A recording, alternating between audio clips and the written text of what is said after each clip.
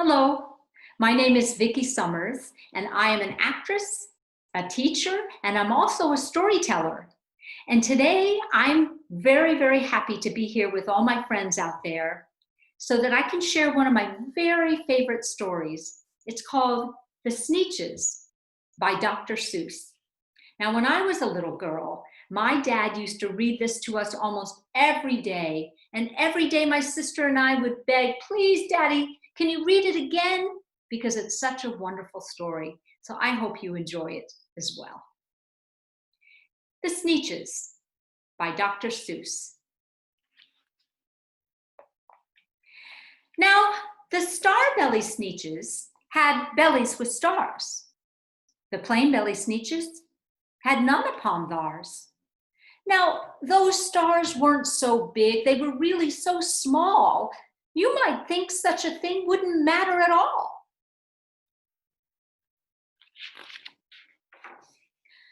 But because they had stars, all the star-belly Sneetches would brag, we're the best kind of Sneetch on the beach.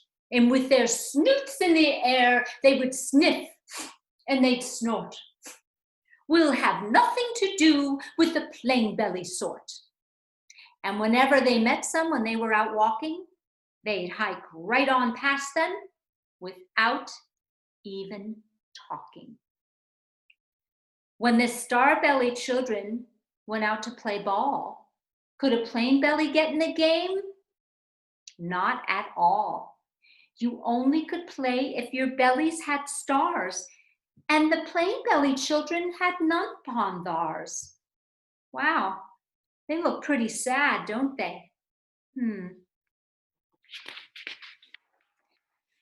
When the star-belly Sneetches had Frankfurter roasts, or picnics, or parties, or marshmallow toasts, they never invited the plain-belly Sneetches. They left them out cold in the dark of the beaches.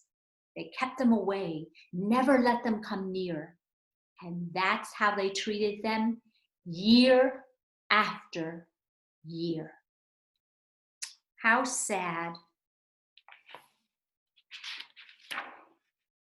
Then one day, it seems, while the plain-belly Sneetches were moping and doping alone on the beaches, just sitting there wishing their bellies had stars, a stranger zipped up in the strangest of cars.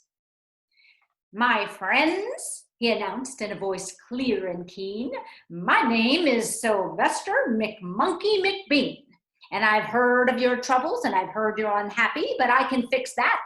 I'm the fix-it-up chappy.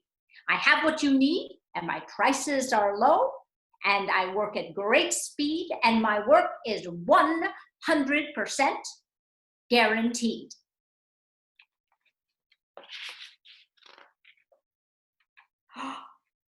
Then quickly, Sylvester McMonkey McBean put together a very peculiar machine. And he said, you want stars like the star-belly Sneetch, my friends? You can have them for $3 each. Just pay me your money and hop right aboard. So they clambered inside, and the big machine roared, and it clunked, and it bumped, and it jerked, and it burped, and it bopped them about, but the thing really worked. When the plain-belly Sneetches popped out, they had stars. They actually did. They had stars upon theirs.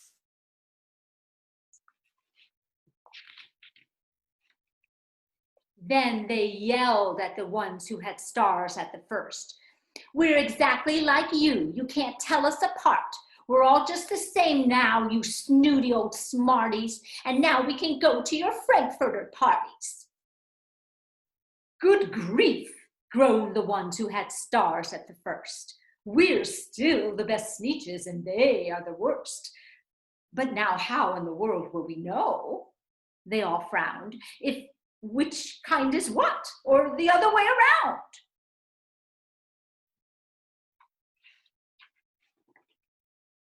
Then up came McBean with a very sly wink, and he said, things are not quite as bad as you think. So you don't know who's who, that's perfectly true. But come with me, friends, you know what I'll do? I'll make you again the best Sneetches on beaches, and all it will cost you is $10 eaches.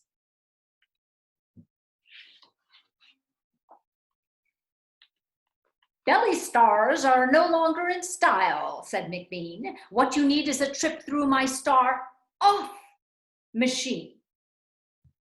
This wondrous contraption will take off your stars, so you won't look like Sneetches who have them on theirs. And that handy machine, working very precisely, removed all the stars from their bellies quite nicely. Then with snoots in the air, they paraded about, and they opened their beaks and they let out a shout. We know who is who. Now there isn't a doubt. The best kind of Sneetches are Sneetches without. Then, of course, those with stars now all got frightfully mad. To be wearing a star now was frightfully bad. Then, of course, old Sylvester Monkey McBean invited them into his star-off machine. Then, of course, from then on, as you probably guess, things really got into a horrible mess. All the rest of that day on those wild, screaming beaches, the fix-it-up chappie kept fixing up Sneetches. Off again, on again, in again, out again. Through the machines they raced round and about again, changing their stars every minute or two. They kept paying money and they kept running through until neither the plane nor the star bellies knew whether this one was that one or that one was this one or which one was what one or what one was who. Oh. Then when every last cent of their money was spent, the fix-it-up chappie packed up and he went. And he laughed as he drove in his car up the beach. They never will learn. No, you can't teach a Sneetch. What do you think? Do you think you can teach a Sneetch? Let's find out.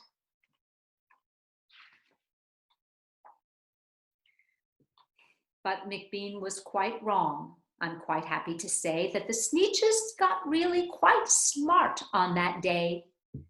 The day they decided that Sneetches are Sneetches and no kind of Sneetch is the best on the beaches. That day, all the Sneetches forgot about stars and whether they had one or not upon theirs. Look at those Sneetches. See, this one has a star and this one doesn't, and they're shaking hands and becoming friends, and same here. The end. I hope you enjoyed that story. I know it will always be one of my very favorites, and I can't wait till I'm able to read it to my baby granddaughter. She's a little too young. Now I'd like to talk for a moment with the parents and the caregivers. This is a fabulous story to begin talking about the differences in people, different skin colors, different habits, different hobbies, different food choices, all the differences that we have as people, and how it doesn't make one person better than another because they have dark skin, or because they have light skin, or because they like strawberry, or they like chocolate ice cream. So see if they have any questions about that. Introduce that subject.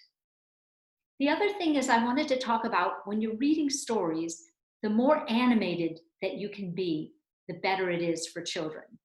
They relate to the characters, they relate to the emotions. So have fun, use different voices and different tones. Let the kids fill in some of the words. They love that. And let them ask questions, because this is a story that can provoke a lot of questions. Talk about the feelings of the characters. And ask them if they've ever had those type of feelings themselves. Most of all, have fun. I also wanted to share with you an art project that you can do as an extension to this storytelling. And it's to create a star themselves and yourselves. You should do it too. They can do any kind of star they wish. This just happens to be my star.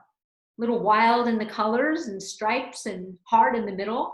But again, explaining that everybody's star is just fine because it's theirs. There's no good or better. It's just theirs. Be creative. And after they finish with their stars, they can cut the stars out, or if they're not able to do that yet, you can cut the stars out, put some tape on the back of the star, and have them put them on their bellies and walk around the house with the stars on their bellies. And you too, put the stars on your bellies as well. It's a really fun project I've done with many, many children in the past. And I hope that you've enjoyed this. And I hope that I'll have a chance to have you come back again and hear more stories. Thank you so much, and see you again sometime.